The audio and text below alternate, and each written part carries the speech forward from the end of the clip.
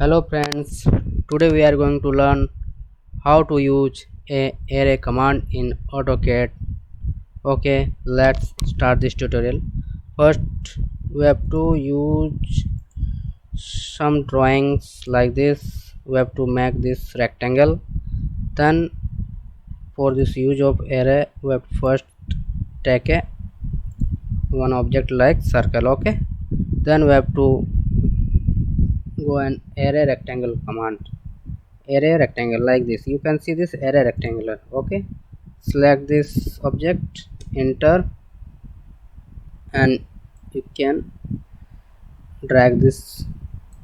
Okay, we are going to two arrow. This there is a 4 columns, 2 arrow, 2 rows. Okay, we are going to 6. Okay, let's close this array. Now we are going to another array command. For this we have to take this circle and we have to draw one circle. Then again go to array command. There will be Arraypolar.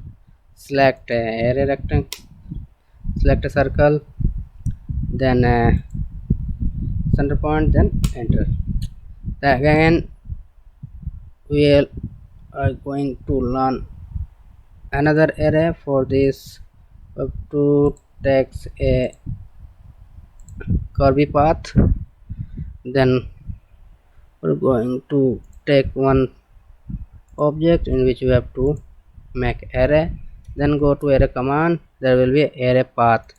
Okay, select a object in which will and select a path. Now you can see this is a array rectangular, Arraypolar, and Arraypath. Thank you.